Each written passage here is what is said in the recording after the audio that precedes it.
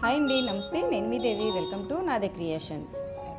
ఈరోజు నాదే క్రియేషన్స్ మీకు ఉత్తరప్రదేశ్ రాష్ట్రంలో ఉన్న వారణాసి నగరంలో గంగా నది ఒడ్డునున్న పవిత్ర నదీ తీరాలలో అత్యంత పవిత్రమైన శ్మశాన వాటికలో ఒకటి మణికర్ణికా ఘాట్ని చూపించబోతోంది.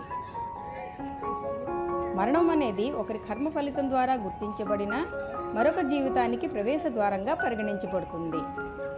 మణికర్ణికా ఘాట్ వారణాసి నగరంలో దశాశ్వమేధ ఘాట్ మరియు సింధియా ఘాట్ల చుట్టూ ఉంది.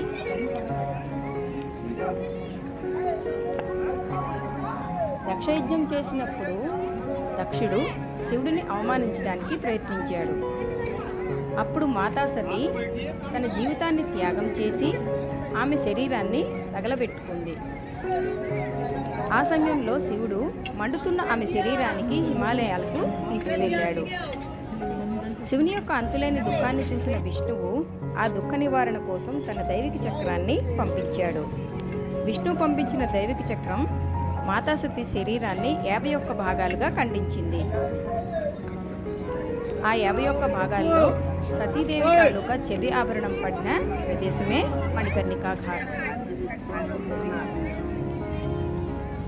ఇక్కడ మనకి ఘాట్లన్నీ సందర్శించడం కోసం బోట్స్ కూడా ఉంటాయి.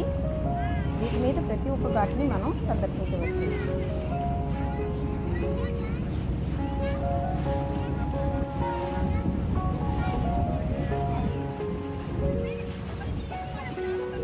హిందువులకి ఇది అత్యంత పవిత్రమైన పుణ్యక్షేత్రం.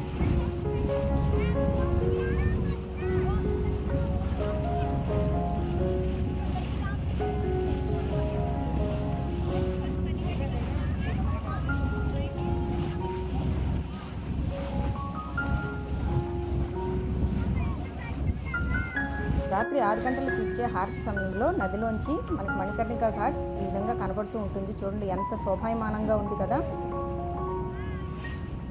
ఇక్కడ మనకి చూడండి శవాలు దహనం చేస్తూ కనిపిస్తున్నాయి కదా. ఈ కాశీక్షేత్రంలో మన మృతదేహానికి దహనం జరిగితే మనకి పునర్జన్మ ఉండదని నమ్ముతారు.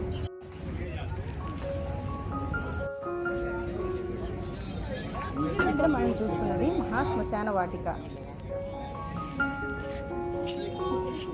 ఇక్కడ 24 గంటలు మృతదేహాలకి అంత్యక్రియలు జరుగుతూనే ఉంటాయి. సూర్యాస్తమయం, సూర్యోదయం ఇలాంటి పట్టింపులు ఏవీ లేకుండా రోజంతా ఇక్కడ కార్యక్రమాలు జరుగుతూనే ఉంటాయి.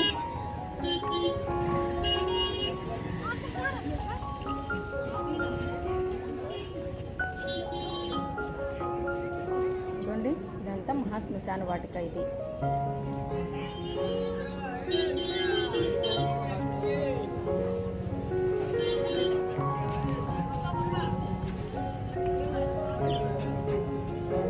అయితే ఈ ఘాట్ల దగ్గర ఉండేవన్నీ కూడా మనకి ఈ వీధులన్నీ కూడా చాలా నేరోగా ఉంటాయి. అక్కడే వెహికల్స్ పార్కింగ్, అటు ఇటు తిరుగులాలు అన్నీ అక్కడే ఉంటాయి. జాగ్రత్తగా చూసి మన ప్రయాణం మనం కొనసాగించడమే.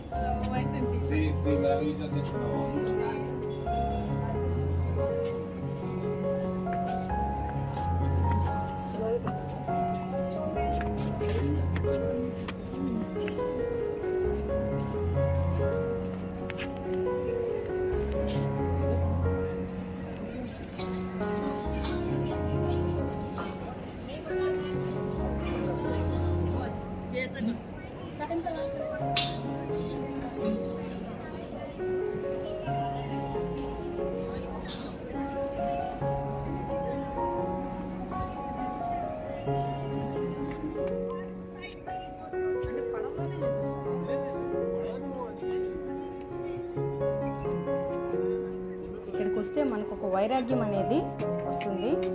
చివరికి మానవ జన్మ ఇంతే కదా అనిపిస్తుంది.